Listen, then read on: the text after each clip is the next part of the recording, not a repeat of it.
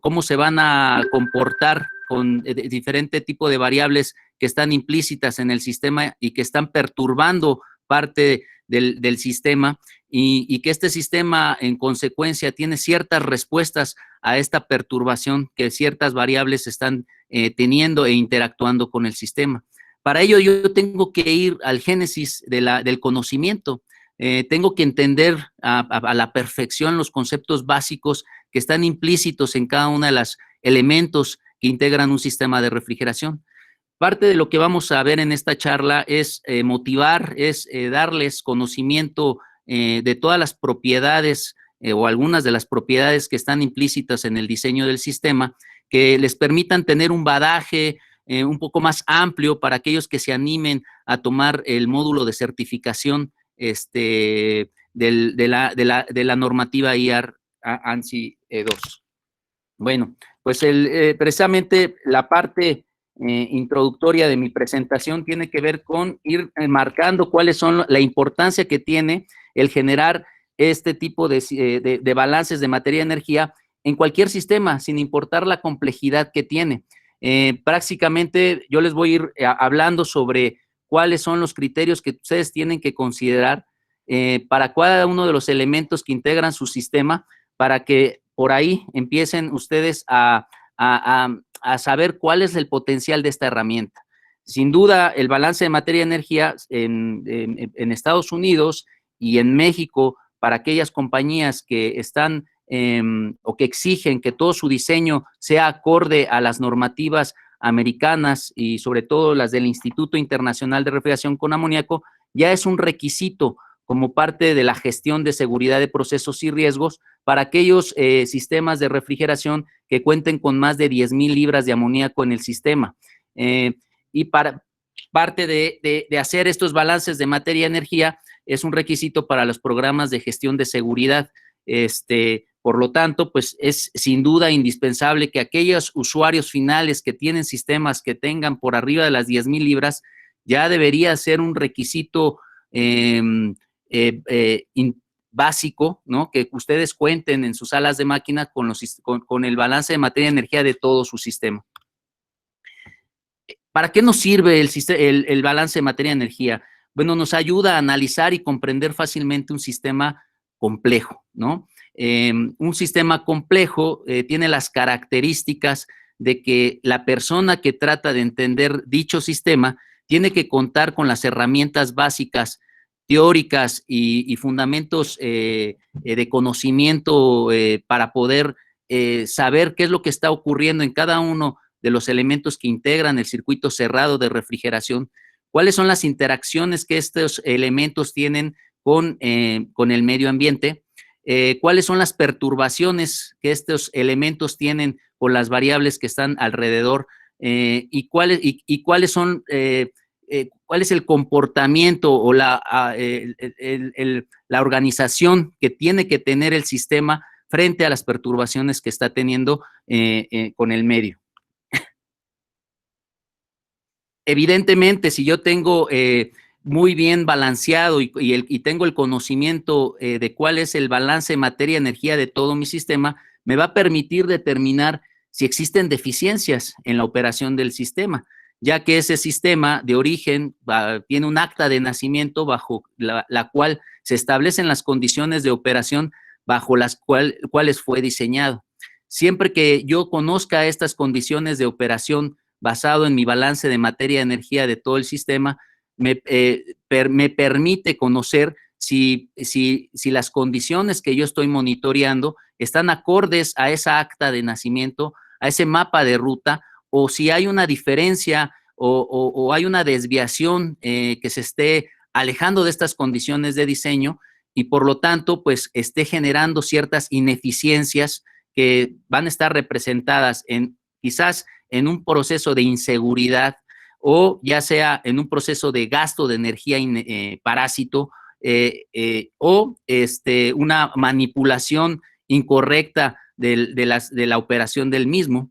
Entonces, es importantísimo, sin duda, conocer cuáles son las condiciones de diseño bajo las cuales fue diseñado el sistema para poder atender, ¿no?, posibles crecimientos, para atender el monitoreo constante, para poder establecer el seguimiento de bitácoras para los diferentes operadores que tiene mi sistema, y que cada uno de ellos, en base a las bitácoras que van registrando todas estas condiciones de operación, se mantengan con esta coherencia durante la vida útil del sistema. Evidentemente, pues el hecho de que yo conocer cuál es el balanceo que tiene mi sistema, con balanceo quiero referirme a que tanto la energía que yo estoy moviendo a través de los evaporadores, que esa es la finalidad, ¿no? Extraer energía, pero esa energía no solamente la extraigo, sino la quiero mover dentro de mi circuito cerrado de refrigeración, tenga todos los equipos estén en concordancia y que tengan una cierta capacidad o performance que me permita mover adecuadamente esta energía.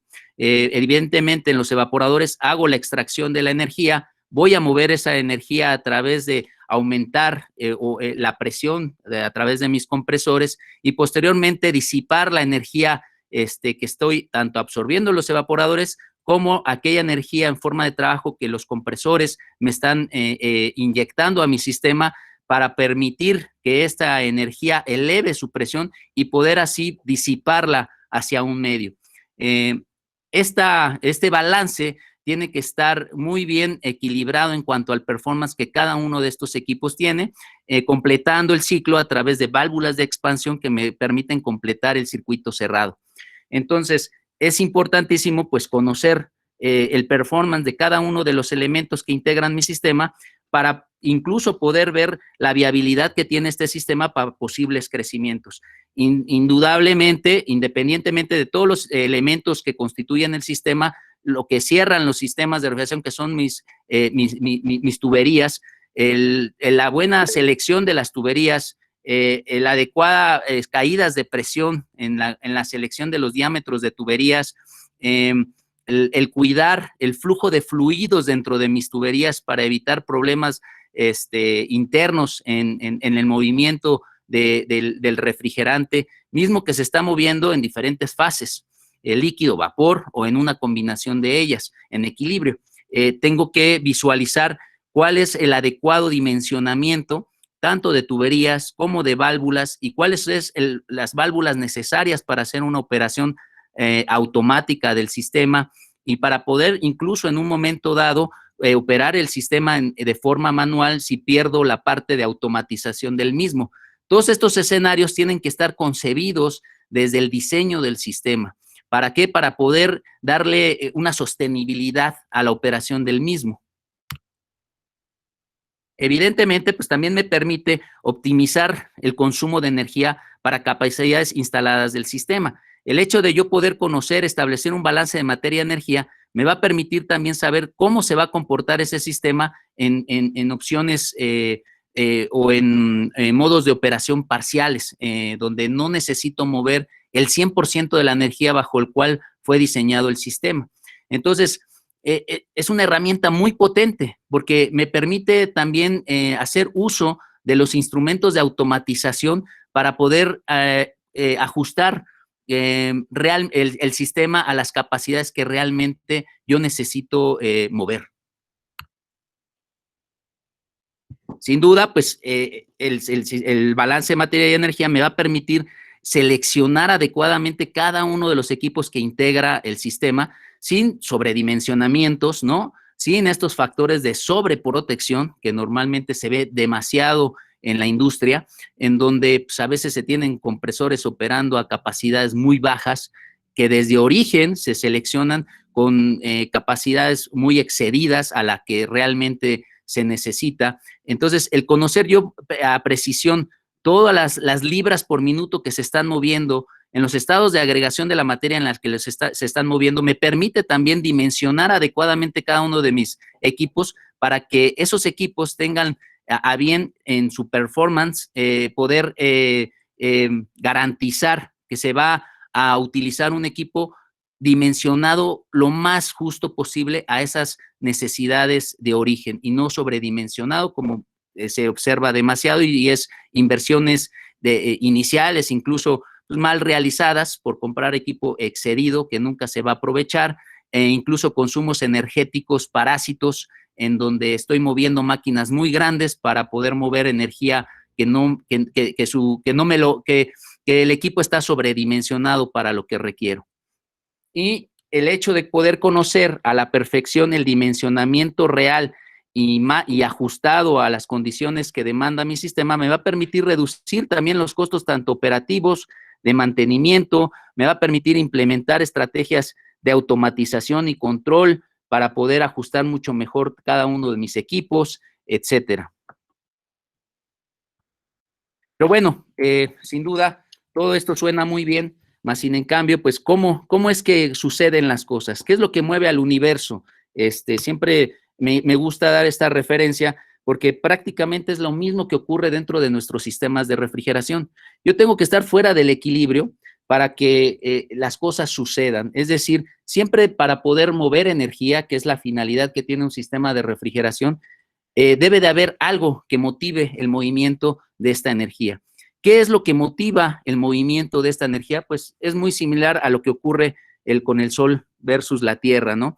Un gradiente que permite que la energía se empiece a mover. Mientras no haya un gradiente, una diferencia de temperaturas entre un punto y otro, entre el aire que está dentro de mis cuartos y el refrigerante que va circulando dentro de los tubing, de mis evaporadores, no hay forma de mover energía. Entonces, yo necesito gradientes. Eso es lo que motiva el movimiento de energía. Entonces, ya sea un gradiente de temperatura, un gradiente de presión, una diferencia de presión para mover un fluido, para seleccionar adecuadamente un sistema de bombeo, con diferenciales de presión adecuados, necesito diferencia de concentración, incluso en una cámara donde hay diferentes humedades relativas entre áreas colindantes, presiones de vapor diferentes, ahí es donde se motiva la infiltración de esta humedad adentro de las cámaras, donde normalmente no la quiero. ¿Por qué? Porque esa humedad, al entrar a cámaras de congelación, sobre todo, pues va a provocar escarchamiento sobre los serpentines de los evaporadores, lo cual se vuelve un aislante, una ineficiencia para el método de transferencia de energía, y pues yo quiero retener esa humedad fuera de mis habitaciones controladas a baja temperatura, y todo ello, pues para poderlo hacer de forma efectiva, necesito conocer cómo interactúan todas estas variables versus mi sistema de refrigeración. ¿Cuáles son las perturbaciones que estas variables están generando al sistema de refrigeración y cómo yo puedo actuar en consecuencia a ellas? ¿Cómo puedo yo controlarlas, medirlas, cuantificarlas, para así tener criterio técnico y poder hablar al respecto de si es algo bueno o si es algo malo o si es algo que puedo comparar contra otro sistema, el cual digo que es el mejor? Entonces, mejor, bueno, malo, pues son adjetivos que en la realidad, desde el punto de vista pues, de la física, no son tan contundentes cuando tú estableces pues un lenguaje propio que te permite cuantificar, y con eso, con esta cuantificación, ahora sí, poder comparar, ¿no? Yo creo que es un lenguaje mucho más propio, ¿no? Y no se le puede engañar a la naturaleza en este sentido, y por eso es que pues, hablar de sistemas más eficientes o menos eficientes, pues todo va a depender de la cuantificación y de todas las variables que están implícitas y que es parte de lo que voy a estar mencionando con ustedes en esta charla y que son importantes medir para así poder establecer un lenguaje que nos permita primeramente cuantificar y con ello poder hablar sobre algo, sobre lo que estamos diseñando. Entonces, es sin duda importante tener estos gradientes de temperatura, de presión, de concentración, que es lo que permite que se muevan las cosas. Pero, por otro lado, debo decirles que la naturaleza aborrece a los gradientes. La naturaleza, de forma espontánea, se va a encargar de eliminar los gradientes. Nosotros tenemos que ir y tenemos que diseñar sistemas acorde a que siempre mantengan esta resistencia que tiene la naturaleza a eliminar los gradientes de forma espontánea. El buen diseño de un sistema de refrigeración nos va a permitir que esta energía que nosotros tenemos que invertir para mantener los gradientes de temperatura sea la mínima necesaria para poder extraer el objetivo final que necesitamos, que es mover la energía dentro de nuestras cámaras controladas a baja temperatura. Entonces, conocer estos detalles, pues evidentemente ya nos empieza a dar un mapa de ruta por dónde orientar nuestros aspectos técnicos para un buen diseño del sistema. Evidentemente, la eliminación de un gradiente, que es la tendencia de la naturaleza, pues lleva al equilibrio termodinámico, que es la igualación de las temperaturas, la igualación de la presión o de la concentración. Ahí se elimina el gradiente, pues ya no hay nada que estudiar, el equilibrio carece de historia, y eso, pues, ya no hay nada para lo cual sea significativo desde el punto de vista de la cuantificación de la energía que se está moviendo, porque ya no es posible mover energía. Estos son conceptos que me gusta pues ir remarcando de alguna forma, porque son la base para poder entender a lo que quiero llegar, que son los balances de materia y energía. ¿Qué necesito entender? Pues cuál es el sistema que yo trato de caracterizar. En este sentido, yo necesito establecer cuál es el estado del sistema. Con ello, yo tomo del universo un sistema de estudio, que en este caso pues es el refrigerante que va al interior de las tuberías, y este sistema de estudio tiene que tener propiedades, parámetros que yo pueda medir, y con ello y con esta cuantificación de estos parámetros poder hablar o decir algo de este sistema. Esos parámetros o propiedades que nosotros cuantificamos, que necesitamos medir dentro de nuestros sistemas de refrigeración, son propiedades que tiene el propio sistema, y con sistema me refiero al refrigerante, sea amoníaco, CO2, cualquier sintético, etcétera. Estos parámetros como la presión, la temperatura, el volumen, la densidad, la composición, la entalpía, la entropía, son propiedades que tiene el sistema. Estas propiedades que tiene el sistema se ven perturbadas dado la interacción que el sistema tiene con el entorno. En este caso, pues el calor, que es una forma de energía, o el trabajo que se da en los compresores, que es otra forma de energía, no son propiedades del sistema, más bien son energías que están fluyendo hacia el sistema, y que el hecho de que fluyan hacia el sistema hacen que las propiedades del sistema se modifiquen. Entonces, al modificar las propiedades del sistema, yo necesito cuantificar en qué dimensión, en qué medidas se están modificando estas propiedades, y cuál es la respuesta del sistema en el diseño holístico que debe de tener el sistema. Tiene significado en los consumos de energía.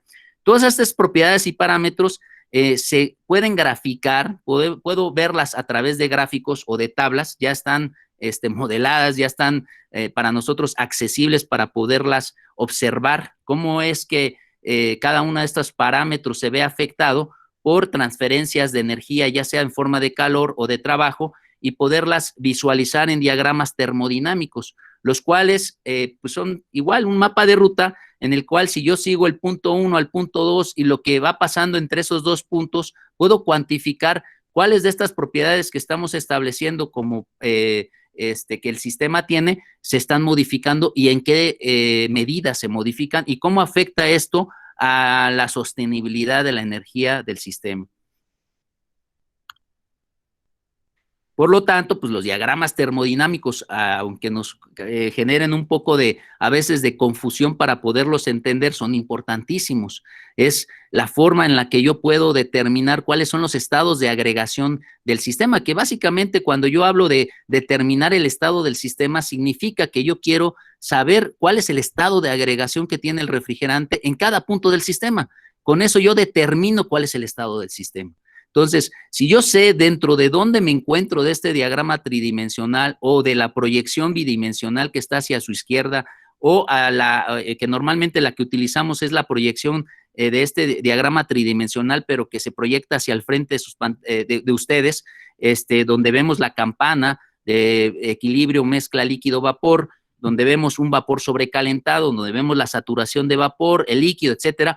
Si yo sé y cuantifico estas propiedades de las que hablamos en el slide anterior, y lo sé exponer o proyectar en estos diagramas termodinámicos, me va a ayudar a saber cuáles son las fases por las que el refrigerante está pasando dado las interacciones o las perturbaciones que está teniendo del sistema. Hay reglas para poder ir de un punto a otro dentro de estos sistemas, de estos diagramas termodinámicos. Esas reglas, ¿sí?, son las leyes de la termodinámica. Entonces, si yo conozco estas leyes de la termodinámica, voy a saber cuáles son las reglas bajo las que me tengo que respetar para poder mover los puntos dentro de mi diagrama termodinámico. Y con ello poder entender qué es lo que está ocurriendo dentro de mis circuitos cerrados, por complejos que sean los sistemas, ¿no? Pues la primera ley habla sobre la continuidad, la conservación de la energía. No se crea energía, la energía ya es constante, solamente se está transformando y se está transfiriendo de un punto a otro. La segunda ley de la termodinámica, esto es muy, muy importante porque es la que tiene que ver con la tendencia que tiene la naturaleza a eliminar, ¿sí?, los gradientes y generar con ello, pues, entropía, ¿no? Que es una palabra ahí a veces, o una propiedad que a veces causa un poco de confusión para poderla entender desde un punto de práctico, pero simplemente es la energía que no estamos aprovechando, esa energía que de alguna forma se está disipando hacia el entorno y que no estoy aprovechando para poder hacer la transformación de los procesos o la transformación de la energía. La tercera ley, que se basa en un punto de referencia, que es el cero absoluto, que sin duda es un punto muy importante porque arriba de ese punto todo sucede, ¿no? Ese punto es una proyección, simplemente, ¿no? Dado a las propiedades de cualquier sustancia al reducir su presión y su volumen cada vez que está disminuyendo su temperatura. Empecemos por los 4 elementos básicos de un sistema de refrigeración. Quiero llevarlos primero por estos 4 elementos para entrar ya a un sistema un poco más complejo. ¿Qué sucede? ¿Cómo establezco mis balances de materia y energía en 4 elementos básicos? ¿Qué es lo que me interesa cuantificar dentro de estos 4 elementos o del sistema complejo que ustedes quieran? Me interesa cuantificar la capacidad de enfriamiento, que es la energía que voy a mover en mis diferentes evaporadores, intercambiadores de calor, áreas de proceso donde necesito mantener una temperatura de control normalmente por debajo de la del ambiente. Por lo tanto, necesito cuantificar toda la energía que voy a mover. Ese es un punto importante para mis balances de materia y energía. Perdón, otro punto importante es la potencia requerida para que esa energía que absorbo en los evaporadores la pueda mover a una presión superior, ¿sí? ¿Cuánto le voy a invertir para poder aumentarle la presión a todo y poder mover esa energía a un punto más alto? Posteriormente, evidentemente, necesito saber cuál es el flujo de refrigerante que requiero en todas mis etapas, sobre todo en los evaporadores, que es donde voy a extraer el calor y voy a aprovechar, en el caso del amoníaco, el calor latente para poder mover esa energía. ¿Cuánto refrigerante requiero? Y no solamente en el amoníaco, en el CO2, en cualquier tipo de refrigerante es exactamente lo mismo. Necesito cuantificar cuánto es la cantidad de refrigerante que necesito mover, porque finalmente eso es lo que me va a dar una proyección de la energía que necesito consumir para poder completar el circuito y el movimiento de este refrigerante por los diferentes elementos. Evidentemente, la cantidad de calor que voy a disipar hacia el ambiente, que se extrajo tanto de los evaporadores como del compresor. Son los elementos básicos. Sin duda hay mucho más variables que pudiera yo introducir en esta slide, pero vamos a ir con los elementos básicos para ir entendiendo y podemos hablar posteriormente de todo lo que tiene que ver con energías parásitas por falta de aislamientos térmicos adecuados, por espesores adecuados, por infiltraciones de humedad, por mala selección de tuberías y caídas de presión excesivas, etcétera, etcétera. Entonces, pues el balance de materia y energía establece pues simplemente el poder cuantificar toda la materia que ingresa, pues es la misma materia que debe de salir, ¿no? No debe de haber acumulación de materia y por lo tanto siempre tengo que tener en consideración que toda la materia, todo el flujo másico que está ingresando a un equipo es el mismo flujo másico que tiene que salir del mismo, ¿sí? Ahora, es importante saber que el flujo másico que se está moviendo dentro de mi circuito frigorífico evidentemente tiene diferentes estados de agregación de la materia, los cuales tengo que reconocer, ¿no? Dónde se están generando esos estados de agregación, por qué se generan estos estados de agregación, ya sea líquido o vapor, y cuantificar en ambos estados de agregación los flujos másicos, tanto de vapor como de líquido, que se están moviendo, porque esto me va a permitir saber cuál es el performance que debe de tener cada uno de mis equipos o los rendimientos que tienen que tener mis equipos para poder así atender adecuadamente estos flujos másicos. La energía, pues simplemente es establecer la energía en forma de calor que ingresa a mi sistema, la energía en forma de trabajo que también ingresa a mi sistema dado el trabajo de compresión, las entalpías, las diferencias de entalpías que está ocurriendo en el refrigerante dado un proceso de transferencia de energía, ya sea en los condensadores, ya sea en los evaporadores, y cuantificando todo esto, que tiene que ser constante, yo puedo identificar y cuantificar cómo se está comportando, en qué puntos la sumatoria me está dando tanto de energía, está aportando a mi sistema y cómo puedo hacer la adecuada gestión de esa energía en los diferentes puntos del sistema. Por lo tanto, pues bueno, extraigo del diagrama tridimensional termodinámico la parte que me interesa, que es por donde se mueve y por donde puedo yo caracterizar el sistema en los estados de agregación que tienen. Entonces, en el evaporador tengo que medir sin duda las diferencias de entalpía. La entalpía es la energía almacenada en el sistema, por lo tanto es la energía que tiene el refrigerante a la entrada y a la salida del evaporador. Cuantificando esa diferencia de entalpías, yo puedo poder tener el primer dato para poder calcular la cantidad de calor que es capaz de absorber el refrigerante a través del evaporador, ¿sí? Y con ello también voy a poder determinar cuál es el flujo másico de refrigerante que yo necesito alimentar al evaporador para poder retirar esa energía. Aquí, pues, evidentemente va a jugar mucho el método de alimentación que yo esté eligiendo para mandar a mis evaporadores. Si es un sistema por expansión directa, donde normalmente se va a introducir una mezcla líquido-vapor hacia el evaporador. Si es un sistema recirculado, si es un sistema recirculado de baja recirculación, si es un sistema por diferencial de presiones, que también es recirculado, o si es un sistema inundado, ¿sí? Debido en base a los diferentes métodos de alimentación de evaporadores que yo tenga, yo tengo que establecer adecuadamente las entalpías de entrada y de salida hacia los evaporadores para poder cuantificar la cantidad de calor que es posible retirar, dado el flujo másico que estoy mandando hacia cada uno de los evaporadores. Entonces, una vez que yo determino la cantidad de calor, yo puedo establecer los balances de materia y energía para poder conocer también los flujos másicos de refrigerante que va a ser necesario poder introducir a los evaporadores para extraer la energía. Entonces, pues en el evaporador establezco balances de materia y energía y elimino los elementos del balance que no están interaccionando en este equipo, en el evaporador, como puede ser pues, la potencia del compresor, que va a estar en el balance de energía. En el caso del compresor, lo elimino de las ecuaciones y puedo hacer un ajuste, un despeje de estas ecuaciones y poder determinar los flujos másicos que son necesarios alimentar al evaporador.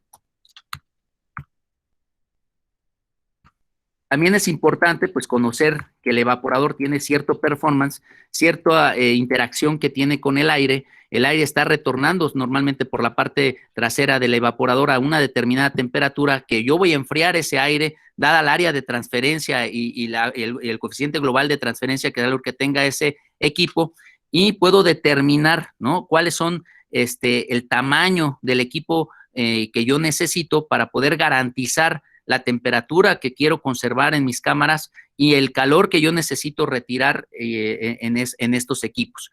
Y todo esto, en realidad, la importancia que me va a generar en los balances de materia y energía, poder caracterizar todas y conocer todas estas variables que estamos observando en las ecuaciones matemáticas, realmente es conocer el flujo másico de refrigerante que necesito yo alimentar a mi evaporador, que va a estar circulando por mi evaporador. Eso desde el punto de vista de balance de materia y energía, porque eso me va a permitir caracterizar todo el sistema, poder ir cuantificando todos los flujos másicos en cada uno de los puntos de mi sistema y con ello, pues, saber si el rendimiento de cada uno de estos equipos va acorde.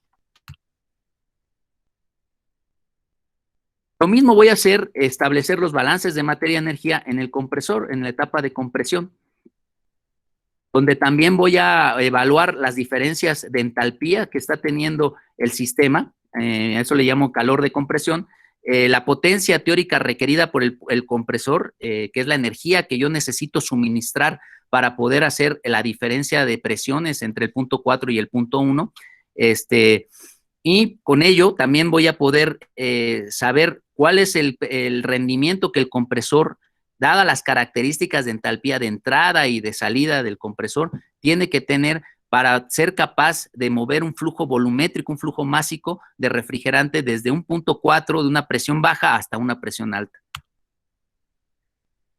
También elimino todas aquellas energías que no son significativas dentro del proceso de compresión, dejando aquellas que sí lo son, despejando, reacomodando las variables de la ecuación y voy a poder determinar cuáles son los flujos másicos que requiere este compresor mover y cuáles son las diferencias de entalpía y por ende cuáles son los consumos de potencia mínimos que requiere ese compresor para una selección nominal del mismo.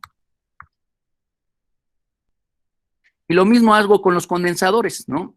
Cuantificar las diferencias de entalpía entre la entrada y la salida de los condensadores, establecer también cuál es el rendimiento del condensador dadas las hojas técnicas de los fabricantes y también de las variables que yo puedo medir, ¿no? Pues ahora está muy de boga también que muchos de fabricantes están estableciendo certificaciones por laboratorios externos para que las hojas de desempeño sean certificadas por entidades independientes, ¿no? Y que el usuario, el integrador, el contratista, tenga la seguridad de que los rendimientos que se establecen, las variables que se establecen para generar los rendimientos, porque eso es algo muy importante en las hojas técnicas de rendimiento de los equipos, todo eso está basado en ciertas consideraciones de variables que ahí mismo se exponen, que normalmente hay que leerlas todas y hay que saber cómo todas esas variables interactúan en la capacidad que se establece como rendimiento de cada uno de los equipos. Normalmente esas condiciones que a veces se establecen en una hoja técnica no necesariamente son aquellas que se dan en la realidad, en la operación.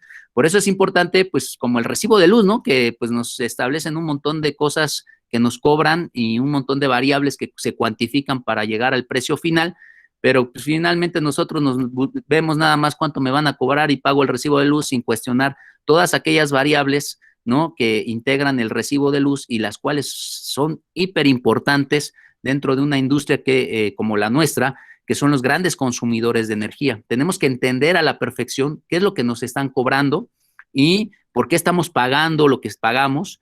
Y a partir de ello, de tener este conocimiento, esta información, cuáles son las estrategias que yo puedo establecer para poder ya sea automatizar mi sistema para un mejor uso de energía, para una mejor gestión y sostenibilidad de la energía, no solamente en mi sistema de refrigeración, sino en toda la planta. Entonces, bueno, en los condensadores también establezco mis balances de materia y energía para poder despejar las variables que sean significativas para poder ir cuantificando los flujos másicos y los estados de agregación que va teniendo el refrigerante en los diferentes puntos, ¿no? Vapor sobrecalentado en el punto 1 en la descarga de los compresores, líquido saturado o subenfriado en el punto 2 en la salida de los condensadores. ¿Cómo ocurrió esto? Pues por disipar energía. ¿En dónde? Pues a un medio externo, ya sea aire, ya sea agua, ya sea un aire humidificado con condensadores adiabáticos, etcétera. Entonces, todo ello me va a ir permitiendo conocer cuál es incluso la mejor tecnología que se ajusta dadas las características en donde yo voy a instalar este sistema, ¿sí? También conocer a la perfección las libras por minuto que están circulando en mi sistema me permite, por ende, elegir la mejor tecnología que se adapta a las condiciones y a las perturbaciones que todas estas variables van a ejercer en mi sistema de refrigeración.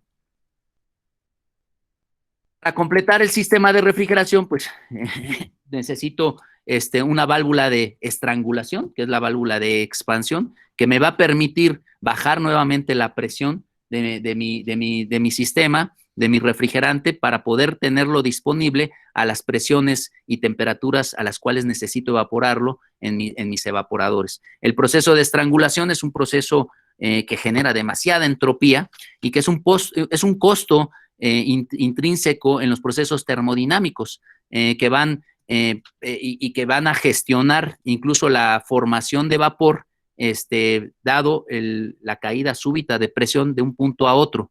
Si yo no gestiono adecuadamente la generación de vapor, dado esta ineficiencia propia de los sistemas de refrigeración, quizás esté pagando demasiada energía que puedo gestionar de una mejor manera si conozco dónde se está generando este vapor, qué cantidad de vapor se está generando dado este proceso, independientemente que también hay otros procesos que generan vapor en cargas parásitas, como es un mal aislamiento, como son caídas de presión excesivas en las tuberías, etcétera. Pero este proceso es muy importante conocerlo, cómo se da, cómo se establece desde el punto de vista termodinámico, cómo se cuantifica, para poder yo establecer las mejores estrategias de manejo del mismo.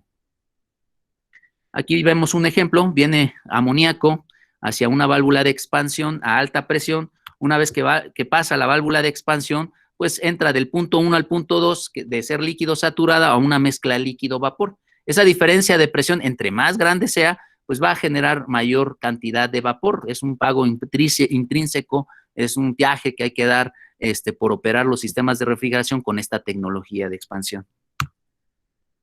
También establezco mis balances de materia y energía en este elemento y establezco que no hay una aportación de energía de los medios externos, ¿no?, hacia el sistema, y propiamente esta generación de vapor viene por el proceso termodinámico, por la propia generación de entropía que se genera y la cantidad de vapor intrínseca por la caída súbita de presión y de temperatura que tiene lugar en este paso del sistema. Ahora vamos a algo más práctico, un diagrama de flujo donde podemos ver un sistema de refrigeración en una etapa de compresión, donde voy a ir cuantificando cada uno de estos puntos que ustedes están observando tanto en el diagrama de flujo como en el diagrama de Mollier y las condiciones a las cuales se encuentra el amoníaco.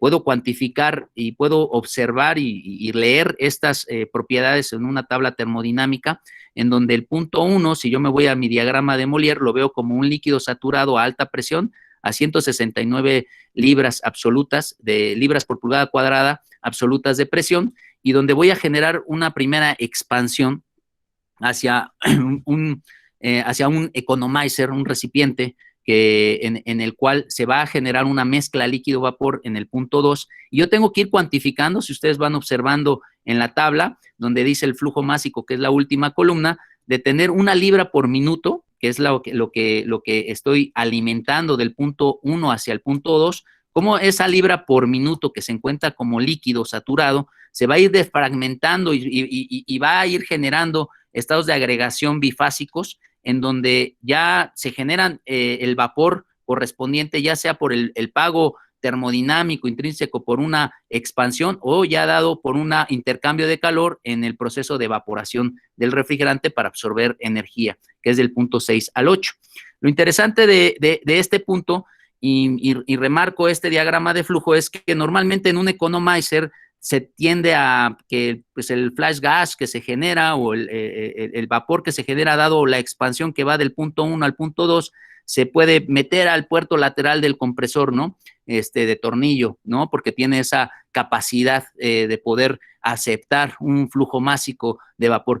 Si yo puedo cuantificar adecuadamente esto, normalmente el performance de los compresores nominales no me permite poder introducir el total del flujo másico que se genera dada la condición a la que yo estoy expansionando, y quizás requiero de un compresor que únicamente maneje ese flujo másico si lo cuantifico adecuadamente, y esto es una mejor solución a poderlo introducir a un puerto lateral que a lo mejor no tiene la capacidad para hacer el manejo del flujo másico que se genera. Por eso es importante que primero, antes de decidir, ¿no?, poner un compresor economizado en su puerto lateral, etcétera, cuantifique, y que esa cuantificación vaya acorde al performance, al rendimiento que el fabricante me está estableciendo del desempeño de ese equipo.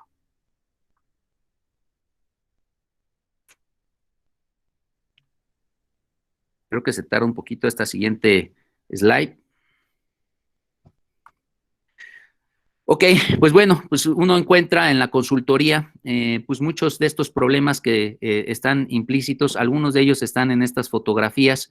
Al visitar diferentes usuarios finales, vemos problemáticas de esta naturaleza en donde no saben dónde está el origen del problema y donde tampoco saben cuantificar qué tanto este tipo de problemas que se ven en las fotografías impactan en los consumos energéticos que tienen en sus plantas, en los procesos de transferencia de energía que están existiendo en sus evaporadores, en las infiltraciones al abrir estas puertas, en un mal selección de espesores de aislamiento, donde hay condensación en las tuberías, o uso inadecuado de barreras de vapor, o incluso uso inadecuado de especificaciones de materiales, etcétera.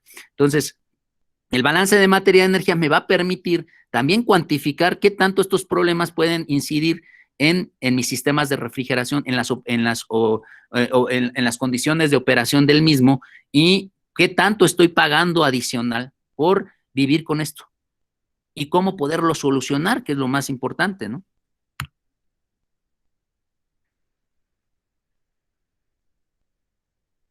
Por lo tanto, pues, a ver, bueno, pues un sistema me permite, aquí vemos un isométrico, en donde yo puedo, a través de esta herramienta potente, los balances de materia y energía, establecer cómo corre el amoníaco en cada uno de los elementos que ven sobre este isométrico. Es un condensador por aire, en sistema de refrigeración con amoníaco, en donde también me va a permitir los balances de materia y energía saber cuántas libras por minuto corren por cada una de estas tuberías, y con ello también me ayuda muchísimo en relación con la normativa ANSI ER2 a cuantificar las libras por minuto de refrigerante que pueden escapar, ¿no?, en mis cuartos de máquinas. Me permite a dimensionar las válvulas de seguridad a las cuales yo calibro mis diferentes recipientes sometidos a presión. Me permite también visualizar, dado el tamaño de mi cuarto de máquinas, los sistemas de ventilación que estoy seleccionando para los cambios adecuados de aire acorde a la normativa, y por eso pues insistir en la importancia que tiene el buen diseño del sistema siguiendo las normativas y los estándares internacionales. No solamente pues saber que pues sé porque he visto, ¿no? Realmente puedo diseñar, ¿no?, acorde a una normativa, a un estándar que se cumple no solamente aquí, sino se cumple a nivel internacional, ¿sí? La adecuada selección tanto de tuberías, la selección adecuada de ventilación, la selección adecuada de los elementos que me permitan mantener las temperaturas dentro de mi cuarto de máquinas adecuado para evitar daños a mis tarjetas, los espaciamientos adecuados para el mantenimiento de mi sistema, el dimensionamiento adecuado de toda la red de tuberías que están observando, de mis recipientes, del sistema de bombeo, si realmente el sistema de bombeo, dado los diferenciales de presión que requiero, justos los que requiero, no es que esta bomba a lo mejor me da, no, la calculé, sé cuál es el diferencial de presión que necesita, sé cuáles son las caídas de presión que me establecen todo el recorrido de mi refrigerante, sé cuáles son los flujos volumétricos que necesito mover. O sea, eso te da un poder muy, muy fuerte en el hecho de saber cuáles son las condiciones, tanto de diseño como operativas, que debe de mantener tu sistema. Evidentemente, pues todo esto reflejado en los diagramas de instrumentación, ¿no?, que todos debemos, una persona que opera, que diseña el sistema, pues es nuestro mapa de ruta, ¿no? Necesitamos integrar todos los elementos en estos diagramas de instrumentación para saber cuáles son las condiciones, válvulas, identificación de todas las tuberías, dimensionamiento de cada uno de estos elementos. Eso es lo que nos va a permitir también el balance de materia-energía, poder, ¿no?, saber qué le está ocurriendo a cada uno de estos elementos en interacción con las libras por minuto que están recorriendo el sistema en alguno de los estados de agregación, ya sea vapor o líquido o una mezcla de ambos. Todo mi sistema de instrumentación hacia los evaporadores. Y finalmente, pues, esta es la potencia que tiene el sistema de balance de materia-energía. Establecer un diagrama como el que están viendo, en donde cada uno de los elementos tiene una cuantificación de las libras por minuto, que cada uno de los elementos se está moviendo tanto en líquido como en vapor, ¿sí? Y poder visualizar en un momento dado si el sistema de bombeo está preparado para una posible expansión, si no lo está, si me va a dar los diferenciales de presión a los cuales esa performance, ese rendimiento de esa bomba, esa curva que bajo la que funciona esa bomba, es posible poder manejar o no, poder dimensionar todos los elementos que estamos viendo ahí para el manejo y la separación adecuada de los dos estados de agregación, poder dimensionar adecuadamente el sistema de seguridad en cuanto a las válvulas de seguridad que se establecen en los diferentes puntos de mi sistema, tanto recipientes, condensadores, tuberías que pueden generar una sobrepresión del sistema.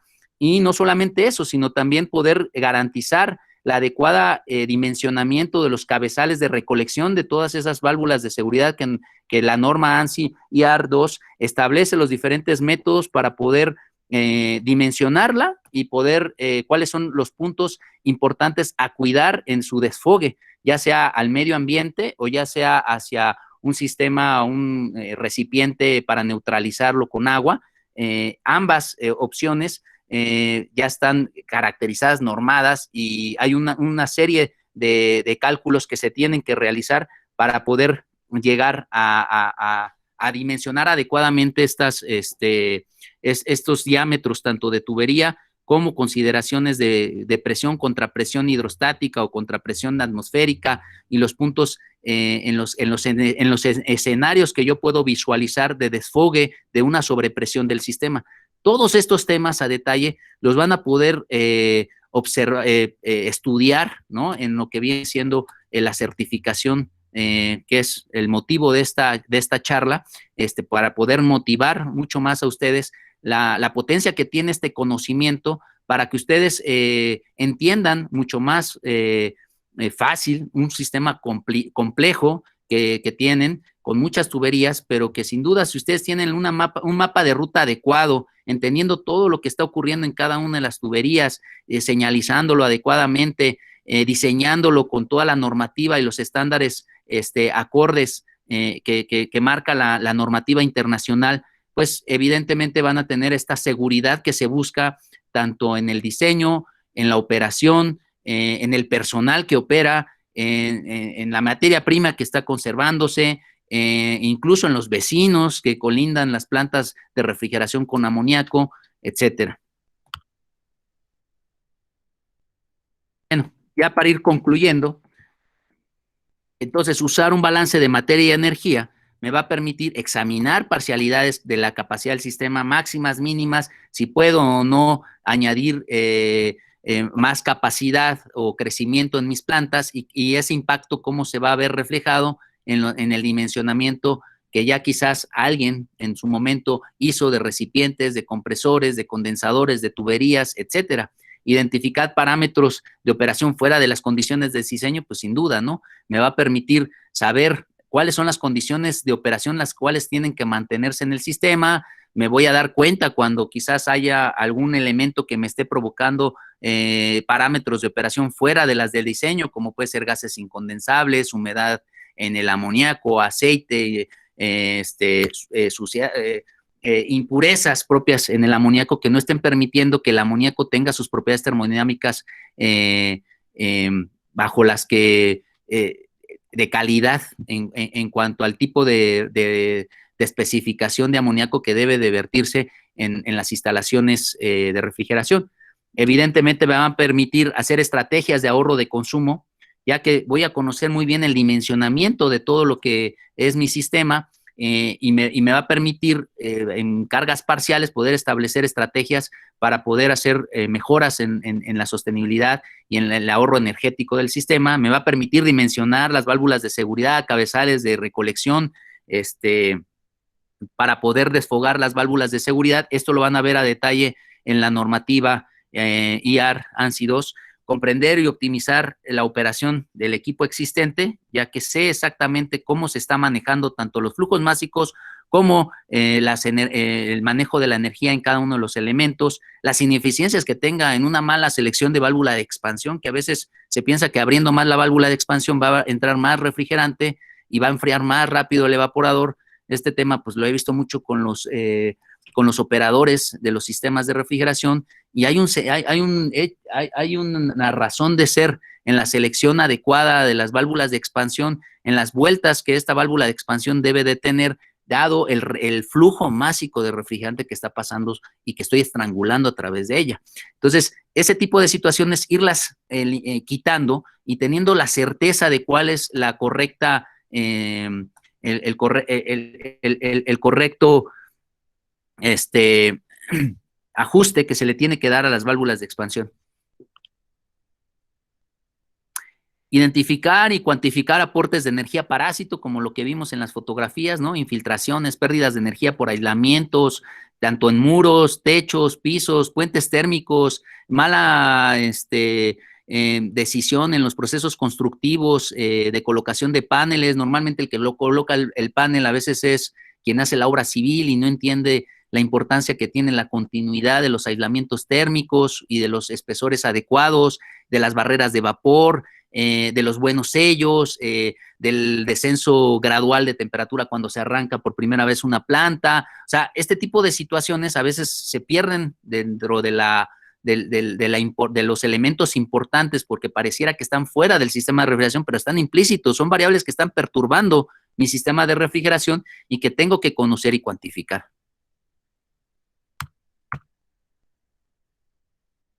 Bueno, pues es todo. Espero que les haya servido un poco la charla.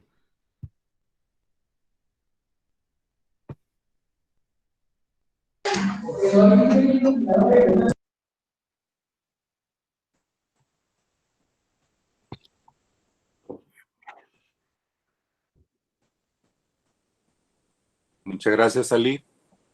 Muy interesante tu exposición. Mira, realmente todavía no tenemos así preguntas, salvo bueno, sí. Anímense. Oscar Gómez de Isiasa dice, ¿tienes una referencia de la ganancia del efecto del subenfriamiento en el sistema desde el punto de vista de balance materia-energía? En otras palabras, ¿conviene su aplicación considerando el costo que esto implica? Claro, sí, siempre cuando hablamos de un beneficio, porque normalmente he escuchado, no es un beneficio subenfriar el refrigerante, ¿no? Sí, tiene ciertos beneficios, pero nada en la vida es gratis. Entonces hay que cuantificar en qué punto estratégico, costo-beneficio, tengo que tener los grados de subenfriamiento mínimos necesarios para que esto en el balance de materia y energía sea algo que sume, ¿no?, al manejo sostenible de la energía. Pues tener ejemplos muchos, todo va a depender de la aplicación, porque pues el subenfriamiento se puede subenfriar pues extendiendo una parte del condensador para que el líquido a la salida del condensador no sea saturado y no genere quizás pérdidas de presión este líquido que me generen vapor, y por eso lo subo en frío para garantizar que lo que va a llegar a mis equipos siguientes sea puro líquido.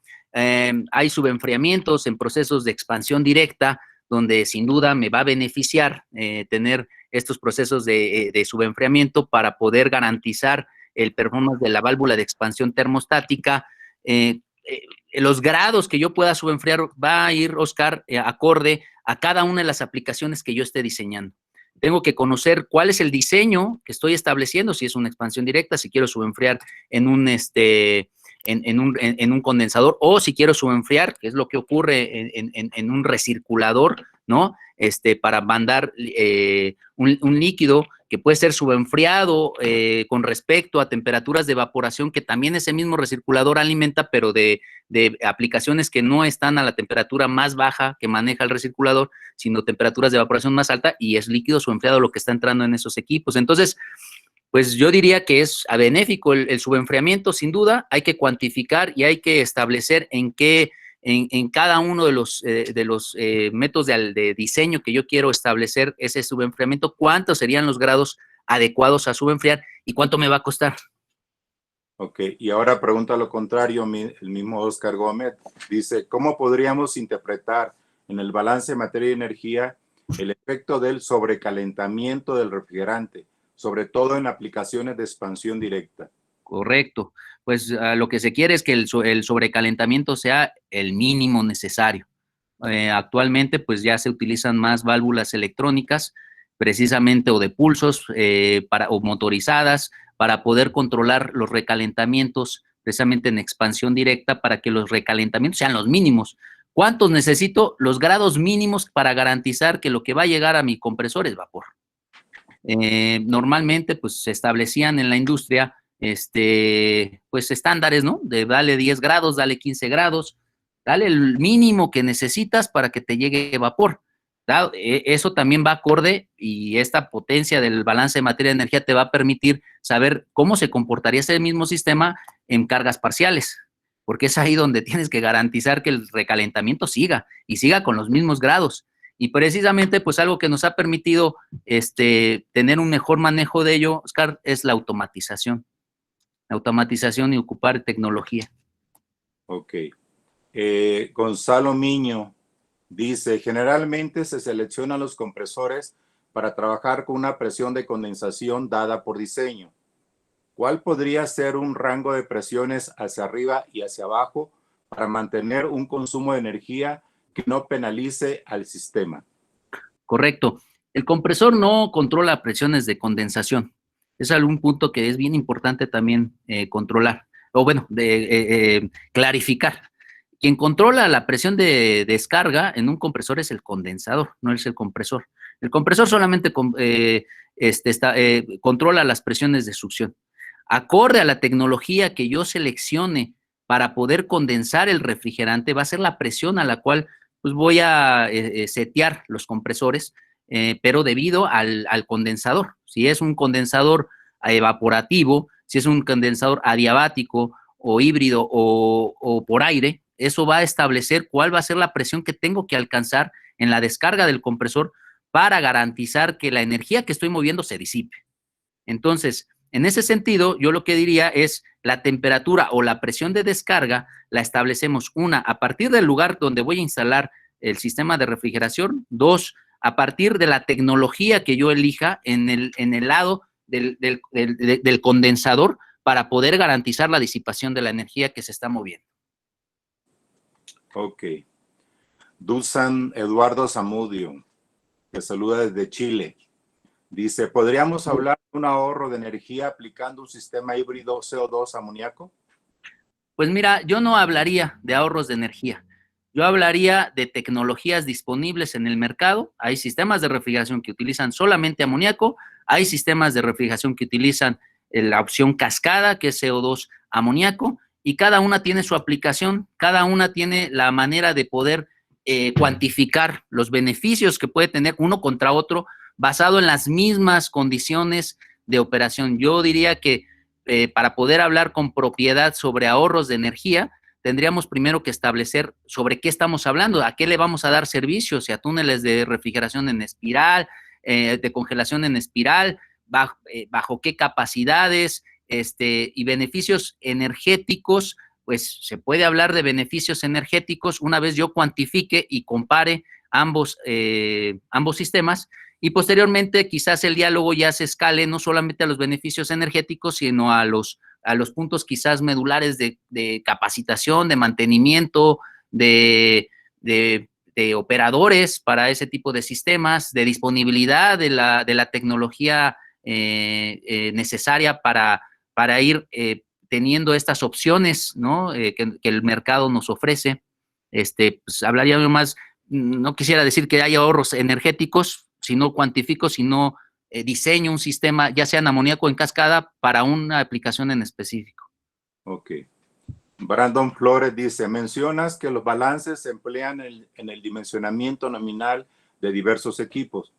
¿Este mismo tipo de balances se aplican a sistemas de carga crítica? Ya Correcto. que se busca una cantidad de refrigerante que es mucho menor a lo que se calcula para ciertas necesidades. Es correcto. Miren, esta parte de la carga crítica, digo, pues habría que ver históricamente cómo ha surgido su aplicación actualmente. Y el hablar de carga crítica, pues a mí me pareciera hablar de la carga de refrigerante que necesitas para mover la energía que en tu aplicación está demandando. Esa sería la manera con propiedad de hablar de esto. A veces hablamos de, no sé, de carga crítica o ultra baja carga de amoníaco, ¿no? Son más bien palabras más comerciales que técnicas. Yo hablaría del refrigerante necesario para poder mover la energía que tú requieres. Evidentemente, pues la tendencia es a reducir las cargas de refrigerante en tus sistemas, pero no te vas a poder quitar las libras por minuto necesarias para mover la energía que tú estás determinando mover. Entonces, al hablar de cargas críticas, hablamos de cargas en el sistema que van a por debajo de las 50 kilogramos, ¿no?, de amoníaco, más o menos para mover 1 libra por minuto por tonelada. Entonces, ese tipo de cuestiones pues van a ser necesarias. O sea, tú vas a alimentar a tu refrigerante, a tu sistema, el refrigerante necesario para mover la energía. Y eso sí te lo va a dar el balance de materia y energía. Entonces, quizás entre tu diseño dentro de este ámbito al cual se le llama cargas críticas, que sí, que la tendencia hacia la industria es que tenemos ya disponible tecnología que nos permite manejar amoníaco con libras por minuto menores que estaban en el rango de los refrigerantes sintéticos. Normalmente, pues el amoníaco se hablaba en los grandes consumidores de energía y en los grandes instalaciones frigoríficas donde se mueven muchas libras por minuto, por eso no se hablaba de carga crítica, ¿no? Y cuando se habla ahora de carga crítica es establecer sistemas de refrigeración que reduzcan la capacidad de carga de refrigerante para mover pues, la misma energía, estableciendo estrategias y tecnología que permita ir reduciendo evidentemente las cargas de los refrigerantes en los sistemas. Ok. Saúl Rascón Castro dice, hola Cristian, hablaste de la cuantificación de energía parásitas que se agregan al sistema. ¿Cómo cuantificas o mides esa cantidad de energía agregada o parásita? Sí, primero tengo que medir en dónde se está, dónde se está aportando esa energía. En qué punto del sistema se está aportando energía. Para eso necesito yo entender cómo se perturba, dado la interacción que tiene mi sistema de refrigeración con el medio, mi sistema. Es decir, si yo tengo infiltraciones de humedad, por darte un ejemplo, ¿no?, por la apertura de puertas constante que tienes en un conservador de congelados, hay una infiltración de humedad dada las diferencias de presión de vapor que existen al interior y al exterior de esa puerta y evidentemente de temperatura. Toda esa infiltración, toda esa humedad que tú introduces a tu sistema, a tu aplicación, a tu congelador, pues no hay otra forma de sacarla que a través del evaporador o que se te formen estalactitas en todo tu cámara, ¿no? Y eso pues o de forma manual o apagando la cámara, derritiendo todo eso y sacándolo, ¿no? Entonces es ahí donde toda esta humedad que se introduce, pues, tú puedes tener estrategias para contener esa humedad, se va al evaporador, se te escarcha, se te vuelve un bloque de ahí de hielo que está aislando el tubo que tiene como fin intercambiar calor con el aire, ¿no? Pues ese hielo ya no te va a permitir y es una energía parásita que tú estás pagando en tu recibo de luz porque finalmente tu sistema sigue funcionando sin hacer el propósito bajo el que tú lo compraste, que es enfriar aire, no hacer una máquina de hielo, ¿no? Entonces, evidentemente, siempre tienes que primero detectar dónde se están generando estas cargas parásitas y sí se puede cuantificar, ¿no? Debido a que tú puedes tener parámetros de consumo de energía antes y después de que tú pues, hiciste ciertas estrategias para contener la infiltración de humedad o un mal aislamiento en tus tuberías, ¿no? Normalmente, pues hay tuberías que hasta están sin aislar y están goteando, están todas congeladas y el aislamiento ya ni es aislamiento, es el hielo que se forma sobre las tuberías y se piensa que pues es lo correcto, ¿no? Y que ya están aisladas porque tienen un bloquezote de hielo y sin embargo, pues eso lo podemos cuantificar, hay forma de cuantificarlo, evidentemente, pues se puede hacer termografía, se pueden hacer estudios de libras por minuto de refrigerante que se tienen que evaporar, dada esas energías parásitas desde el escritorio hasta lo real, ¿no? Así es, bueno, pues muy interesante, muy completas tus respuestas, Ali. Creo que ya no hay más preguntas, creo ya son todas. Adelante, aproveche. Hay que aprovechar, tenemos tiempo, que alguien, pues yo creo que, no, pues yo creo que no. Muchas gracias, Ali. Adelante con el cierre. Yo tengo solo una consulta. ¿Cómo se accede a este esquema que ustedes están proponiendo? ¿Cómo se accede? Pues nosotros, el IAR tiene en lo que estamos promoviendo, que es la certificación a través de sus programas de educación y conocimiento de sus plataformas. Evidentemente accedes a este conocimiento, más sin en cambio, pues también la consultoría que también ofrecemos te permite pues acercarte a nosotros para poder apoyarlos, ¿verdad? Ok, muchas gracias. Te agradezco. ¿Alguien más que no se animó a escribir y quiere hablar, hacer alguna pregunta?